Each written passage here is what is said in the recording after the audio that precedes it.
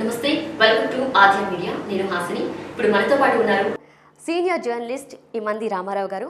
Sir నమస్తే. నమస్తే అమ్మా.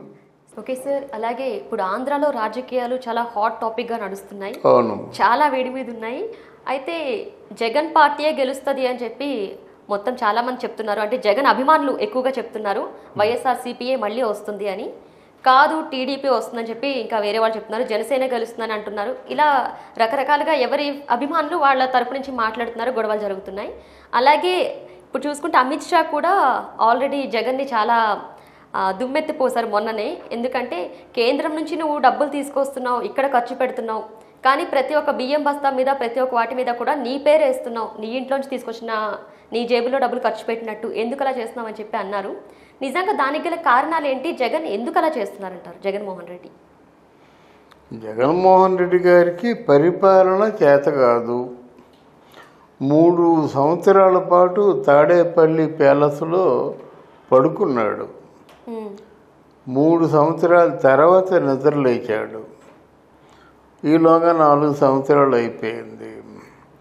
ఏదో నవరత్నాలని పేరు పెట్టాడు. పాత పేర్లకేమో ఆ మార్పిడి చేసి ఏదో తన చేతిలో ఉన్నది ఏదో అందిస్తున్నాడు. ఇక్కడ జగన్మోహన్ రెడ్డి ఏంటంటే అన్నీ కూడా ఫ్రాడే. ఫర్ ఎగ్జాంపుల్ విశాఖపట్నం ఉంది. విశాఖపట్నం జనాభా ఒక 80 లక్షల మంది ఉన్నట్టయితే అందులో అర్హులు 25 లక్షల మంది ఉంటారు కదా. అర్హులు పోనీ 10 లక్షల మంది ఉంటే ఏ 1000 మందికో 2000 మందికో వైసీపీ కార్యకర్తలు అనిపించుకొని వైసీపీకి సేవ చేస్తున్న వాళ్ళకి మాత్రమే పథకాలు అందుతున్నాయి.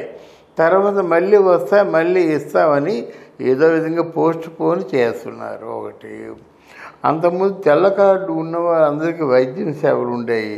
ఇప్పుడు తెల్ల కార్డులు లక్షల్లో తీసి పారేశారు. అసలు వైద్యం సేవలకి ఖర్చే అవ్వటం లేదు. తర్వాత ఈ జగన్మోహన్ రెడ్డి పరిపాలనలోకి వచ్చేసరికి ప్రభుత్వం మీద ఉన్నటువంటి అప్పు 6 లక్షల కోట్లు. ఇప్పుడు అది కాస్త అంటే 5 లక్షల చిల్లర ఉండేది. ఇప్పుడు అది కాస్త 10 లక్షల కోట్లు అప్పు అయిందన్నమాట. ఈ 10 లక్షల కోట్లకి లెక్క జగన్మోహన్ రెడ్డి చెప్పడం లేదు, కానీ అమిత్ షా ఫింగర్ టిప్స్ మీద చెప్పాడన్నమాట. నీకు అప్పుడు అంత ఇచ్చాము, ఇప్పుడు అంత ఇచ్చాము, దీనికి ఎంత ఇచ్చాము, దీనికి ఇంత ఇచ్చాము అని ప్రతి ఒక్కటి కూడా చెప్పిస్తున్నాడు ఆయన.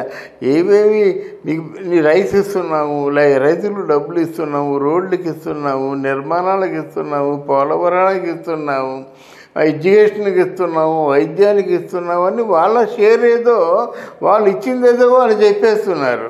నువ్వు చెప్పలేకపోతున్నావు, నీ దగ్గర క్లారిటీ లేదన్నమాట. అది వీళ్ళేంటంటే బయట అంటే బీజేపీ పార్టీ వాళ్ళు మా వెన్నంటి ఉన్నారు, మాకు కొండంత అండ అని చెప్పేసి ఇలాంటి ప్రగల్భాలు పలికే వాళ్ళకి ఒక్కసారే గాలి తీసినట్టు అయిపోయిందన్నమాట. అయితే కనీసం ఆ 2వ రోజు కూడా జగన్మోహన్ రెడ్డి జరిగింది ఇది అని చెప్తే బాగుండేది. కిమ్మిన్నాసి సరికదా ఆయన తాలూకు సాక్షి పేపర్లో ఏమని వేసుకున్నారంటే, చంద్రమోహన్ నాయుడు చేసిన అప్పుకే వడ్డీని కట్టుకుంటూ వచ్చాము, మాదేం లేదు, మమ్మల్ని సర్వనాశనం చేసి, మమ్మల్ని కాదు మిమ్మల్ని కూడా ప్రజలను కూడా నాశనం చేసిన వ్యక్తి ఎవరునంటే చంద్రబాబు నాయుడు అని సాక్షిలో ప్రకటించుకున్నాడు. కనుక దీన్ని ఎలా చెప్పాలి, ఎలా ఎలా ఎలా చూడాలి అన్నది అందరికి కూడా $1000 ప్రశ్న.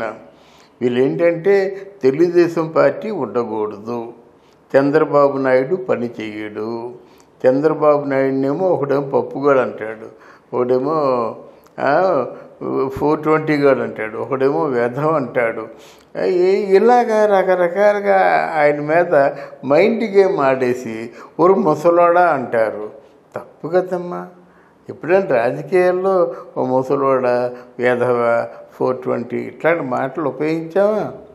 అందువలన ఇదంతా మైండ్ గేమ్ ఆడుతున్నాడమ్మా జగన్మోహన్ రెడ్డి. కనుక రేపొద్దున మరి మన ప్రజల తాలూకు నిర్ణయాలు చెప్తే మాట ఎంతవరకు మీ పరిపాలన బాగున్నట్టయితే, మీ పరిపాలన వాళ్ళకి నచ్చినట్టయితే, మీరు నచ్చినట్టయితే మీరు ప్రభావితం చేసినట్టయితే మీరే గెలుస్తారు.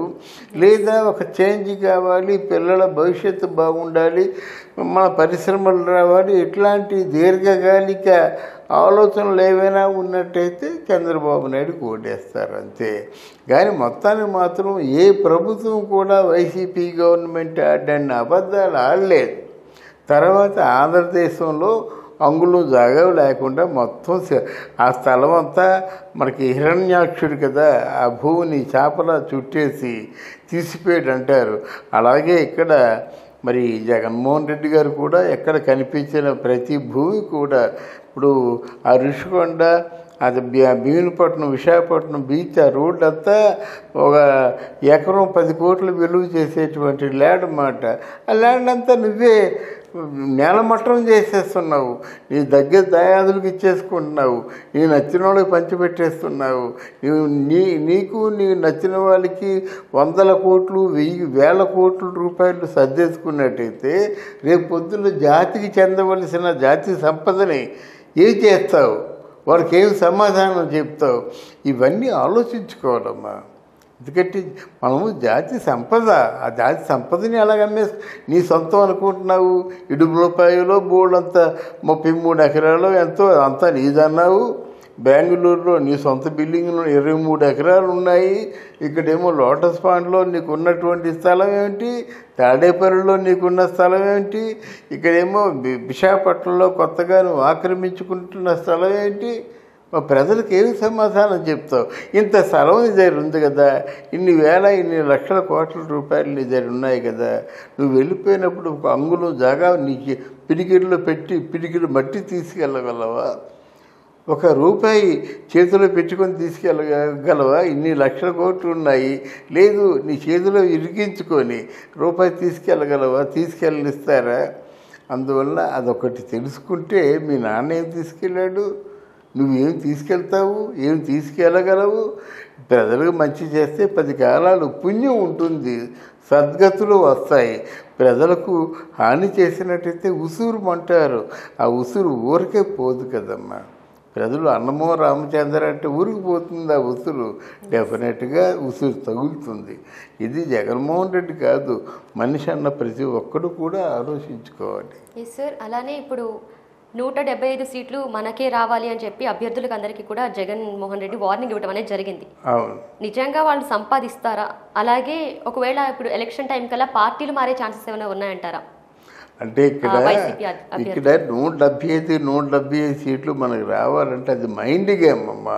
అక్కడ చంద్రబాబు నాయుడిని కానీ మన పవన్ కళ్యాణ్ కానీ అమ్ము నిజంగా వాళ్ళకి ఎంత నమ్మకం లేకపోతే ఈ మాటలు మాట్లాడతారు అని మైండ్ గేమ్. కానీ 175 పరీక్షల్లో ఫస్ట్ క్లాసు డిస్టింక్షన్తో పాస్ అయ్యేవాడు ఎవడు? Easy and. అసలు అక్షరజ్ఞానం లేనివాడు ఎంతసేపు ఫింగర్ టిప్స్ రాసేస్తారంటాడు, పేపర్ ఇవ్వగానే 1/2 గంటలో రాసి వెళ్ళిపోతాడు. వాడికి 10 మార్కులు 5 మార్కులు వస్తాయి.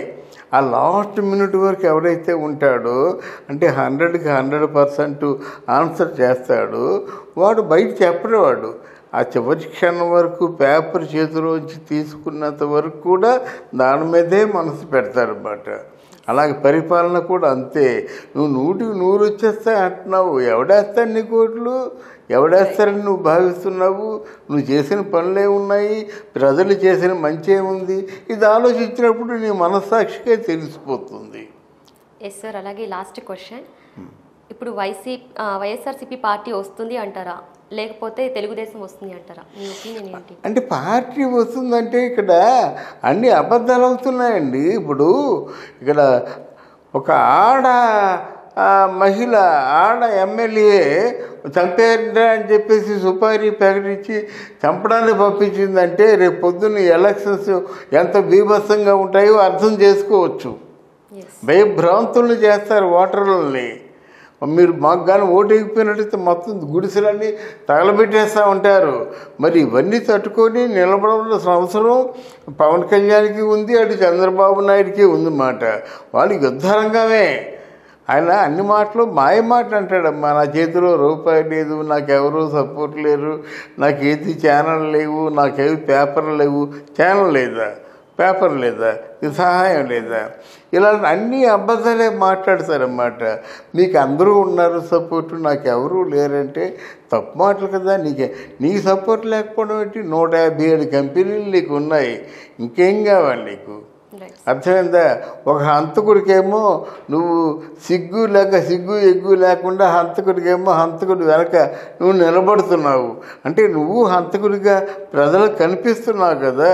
ఇట్లాంటి మాటలు మాట్లాడితే ప్రజలు నిన్ను ఎలాగ అంచనా వేస్తారు. బట్ ఒకటి మాత్రం నిజమమ్మా, ఎవరు చేసుకున్న కర్మ వాళ్ళతో వస్తుంది. నువ్వు మంచి చేస్తే మంచి వస్తుంది, చెడు చేస్తే చెడుకి సమాధానం చెప్పుకోవాలి. Let us wait and see. Okay, sir. Right. Thank you so much. Thank you, ma'am. Thank you very much.